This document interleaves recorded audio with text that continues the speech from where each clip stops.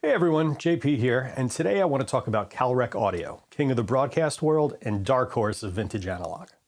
This is a bit of a pet project for me, since I happen to use modern Calrec digital consoles like the Apollo and Artemis for live sports mixing all the time. But it's their under-the-radar analog gear from the 70s and 80s that's treasured by some engineers for music production. Often misconstrued as a spin-off or imitation of Neve, there is much more to their story than just this. If Neve was considered the Rolls-Royce of British audio, then Calrec was definitely the Bentley of the scene. Much like our Neve history video, I'll be talking mostly about the individual modules often found rack-mounted these days, and the original consoles they're from, with the functional info that a recording engineer would need more so than the extreme technical stuff. There's less info to be found of the older Calrec designs in general compared to Neve, but I've done my best to gather what I could in one spot. Again, I'm no expert on this, and I welcome any additions or corrections, which I'll add in the description. Just like our Neve history video, I made this because I wish it existed. Hope you enjoy it, and if so, please like, comment, and subscribe. Calrec actually began in 1964 as Calder Recordings, a company formed in a recording studio in Hebden Bridge, West Yorkshire, UK, for the purpose of designing and building capacitor or condenser microphones. They eventually built small mixers for these microphones, and by the end of the decade saw an opportunity in the radio and TV broadcast markets as the BBC were looking for new suppliers to meet their requirements at lower cost. While Neve had firmly established themselves as the big name in audio mixers of the day, their attention was shifting more towards the music world where bigger consoles meant more money, and Calrec was able to sneak a foot in the door of the broadcast market by offering an equally impressive product at a better price. The BBC would routinely request identical spec consoles from Neve, Calrec, and a third company, Audix, resulting in great similarity of product amongst the three competitors, and dispelling the myth of Calrec simply copying Neve when it was the BBC asking for these commonalities in the first place. Following Neve's modular design footsteps in the smaller broadcast mixers like the BCM series, Calrec debuted the J-Series Mark I in 1972, built specifically for BBC radio. I'm not sure if this one is that very first desk, but it matches the 10-channel mixer pictured on the cover of the July '72 Studio Sound magazine, and is certainly one of their very first consoles produced. This mixer is loaded with 10 PQ10 mic EQ modules and should seem familiar to anyone who's used a classic Neve module. 3 bands of booster cut EQ, fixed high shelf of 10 kHz, mids on dual concentric knobs selectable at 700, 1.2K, 2.4K, 3.6K, or 6.8 kHz, low frequency of 60 or 160 Hz, plus a high-pass filter of 20, 45, 100, or 220 Hz. Much like early Neve units, the modules were built to the console order specs and may not exist outside of a few specific desks. The PQ10 might be the earliest and rarest of these original J-Series modules, but they all share a few very important things in common. They're all Class A discrete throughout, running on plus 24 volts DC power, with Souder input and output transformers, usually a 3244 octal for the mic input mounted inside the chassis. Output transformers as well as line amps were mounted on separate cards outside of the module, and this is important if you plan to rack up any raw modules for yourself. They'll need an appropriate output transformer if the original hasn't been salvaged from the console frame, and a sufficient line amp to drive the OT. Otherwise, a lack of headroom will result, as it will be outputting around a -10 level instead of the proper +4. And for the sound, the best description is somewhere between a vintage Neve and API. An immediacy and fast transient response like API is known for, with the girth and fullness of Class A Neve, and an even more open top end than either. They can be aggressive and gritty when pushed, or remain sufficiently clean when the output is wired properly. The EQ circuit has a particularly unique mid-range aggressiveness, which will remain a sonic character of the Calrec range, particularly in those early inductor-based EQ circuits. Next, we have the PQ11 modules found in the 1973 J-Series Make-2 console. This beautiful example was owned and used at Tube Tone Recording Studio and recently sold before I could make space in my living room for it. Essentially the same circuit as the PQ10 with the addition of a low-pass filter on dual concentric knobs with a high-pass filter and the frequencies of 5K, 7K, or 10 kHz. This console also has a pair of CL11 compressor limiters, which were built by ADR, Audio and Design Recording, a British company specializing in dynamics processing. These are the same circuits found in the similar-looking Helios F760 compressor modules, also built by ADR, as well as the famed F760XRS stereo complex limiter, with the addition of an expander gate section on that unit. I came across some info on a PQM12X circuit, which seems to have been a mic preamp option, adding an extra 5 dB of gain to the front end of these early modules if requested. No separate individual module that I could find, though. They must have skipped Lucky 13, as the next module we could find was the PQ14 with the same 3-band EQ options as the previous models and a high-pass filter of 25, 45, 100, or 220 Hz. Next, we have the most prolific of the J-series modules, the PQ15. Why this module is most abundant was due to a new phase of console design that allowed for individual buckets of 8 channels each, configurable with a master section for up to 64 channels of audio, like this maxed out build for the BBC in 1974. This console in particular eventually made its way to Hollywood and is currently being sold in sections by Dan Alexander Audio, a well-known Calrec and vintage gear enthusiast. Many other desks just like this have been gutted since being removed from service as well, with the PQ15 modules re-racked for the music crowd. The PQ15 EQ is the most thorough of these early modules, the first with selectable high shelf of 5K, 7K, 10K, or 16 kHz, same mids as the rest of the range, low shelf now on dual concentrics with a couple more frequency options, including 35, 60, 100, or 160 Hz, high-pass filter of 45, 100, or 220 Hz, and low-pass of 5K, 7K, or 10 kHz. 1975 saw the development of new GP or general-purpose consoles for the BBC, both radio and television, following a similar modular, expandable design catering to the requested specs. This also introduced a new series of modules, first the PQ1061, then the PQ1161, with a few overall design changes from the J-series. Output operation was now Class AB, following suit with Neve's 1081 and similar modules for lower noise, a plus-minus 22 volt DC power supply for increased headroom over the single rail supply of the J-series, and now using Souder 3777 input and 3955 output transformers, still using discrete transistors throughout.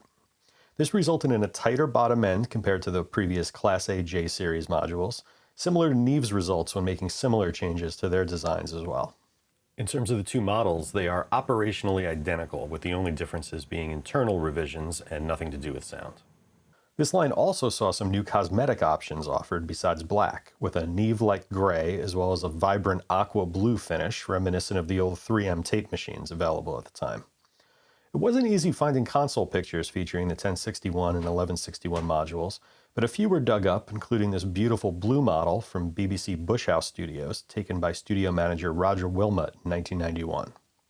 Many desks like this remained in operation for years, even decades, but as the digital age of broadcast was ushered in, became disposed of, with some lucky modules being snatched from the bin by those who appreciated their Neve-like sound and specs. In fact, the 1061 and 1161 EQ points were identical to the Neve 33122 module. But before you call them copies, know that both were designed to the same BBC request, along with the Audix 35101 and 102 modules as well, for consistent operation amongst studios and engineers in BBC control rooms. The Neve and Audix units also used an output transformer and line amp external to the modules, and without this fed only a minus 10 dB level from their output, just like the Calrecs. Great business for the vintage refurbishing market. Some of these GP consoles featured a pair of CL1204 compressor limiter modules with the additional labeling of incorporating AM617A, a BBC circuit design that was distributed to Calrec, Neve, and Audix for inclusion in their commissioned desks. Being very fast and transparent compressors designed for leveling off any peaks in voiceover program material with minimal artifact, they're a favorite of many recording engineers for tracking and mixing vocals in particular. Some of these units included a short delay line of just a few milliseconds, allowing for look-ahead brick wall limiting, and designed to be patched as a pair onto the stereo mix bus as the last thing the signal hits before broadcast transmission. Here's a pic of the comparable Audix module as well, sharing a resemblance and the same AM617A circuit board. Additionally, there were two other compressor limiter modules available for this series, the CL1070 and 1170 units, based on the same classic ADR760 circuit as the older CL11, with only a slight difference in controls distinguishing the two. The 1170 utilized dual concentric knobs to allow individual attack and release settings for both the limiter and compressor settings, while the 1070 just had one set. Either of these units will stand head-to-head with any of the great compressors of the era. 1980 brought us the new M-series consoles, along with another line of modules, initially bearing a resemblance to the GP consoles, but eventually introducing a new look that would remain throughout the 80s. This also marked the move to op-amp integrated circuit design and the switch to Lundahl transformers, including the LL1515 mic input transformer and 1517 output transformers, eventually switching to the 1530 mic input model as a manufacturer replacement for the 1515. The results were tighter and cleaner, yet still retaining a unique vibe common to Calrec. The first of these new modules was the PQ1347, a similar 3-band plus filters EQ design, but now with fully variable frequency selection on smaller individual metal knobs rather than the dual concentric of the past, plus a new option for the high and low shelves to be switched to bell curves if desired. These modules were found in London's retro Toe Rag studio console, where the White Stripes Elephant was recorded in 2002, before being sold to the Darkness vocalist Dan Hawkins for his Leader's Farm residential studio in Norfolk, UK, and now residing elsewhere.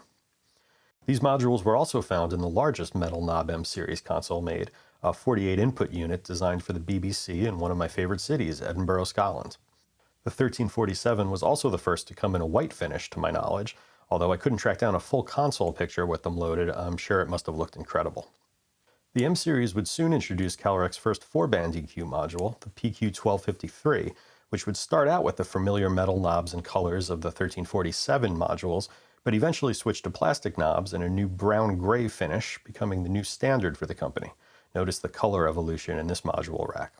The input section of the 1253 was unique in that as gain sensitivity was increased, the signal would pass from a separate LL1521B line input transformer to the mic input transformer automatically via a relay switch between the -20 and -30 gain positions. There were many variations of this module, such as the 1785 and 1895, with the main differences being whichever switching options the particular console called for, but the same basic EQ and amplifier circuits were shared throughout the M-series. And like previous models, the output transformer and line amps were on a separate card outside of the module, like this quad bus output card. There were also stereo mic EQ modules called the PQ1740 and 1923, which featured one set of shared controls for both sides, presumably for use with Calrec's stereo soundfield microphones. They included a pair of both mic and line input transformers, with the only visual difference from the mono modules being separate phase switches for both the A and B inputs, or left and right. There was also a stereo line input only module with mid-side panning, which I've been told could do some seriously cool spatial widening, but I couldn't find much else out about this one. You'll also find DL1656 compressor modules from the M-series, although fewer made than the variety of input channel modules. A desk usually had anywhere from 4 to 8 of these compressors in the center section, accessed via the patch bay. Very transparent and fast VCA compressors with an unbalanced input, but containing a Lundahl 1517 output transformer for balanced line level output and a bit of punch and weight. They make a great package racked up with 1253 modules for this reason as well, where the unbalanced sections mate together easily and the balanced output of the compressor interfaces with external components well. The M-series would evolve into Calrec's first design specifically for music production in 1984 in an effort to compete directly with the SSL 4000 and Neve 51 series mixing consoles.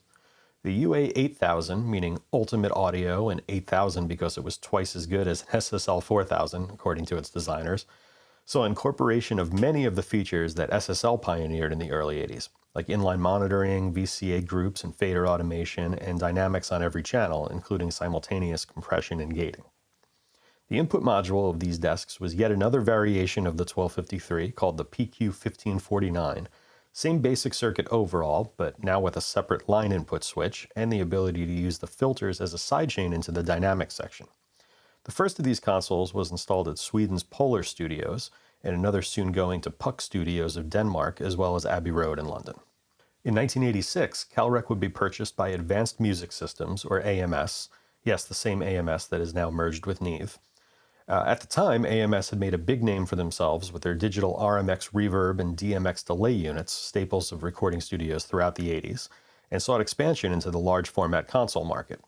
AMS gave the UA 8000 a big marketing push, getting a half dozen or so units into the US, including several to Nashville and one to Alpha Studios in Burbank, California.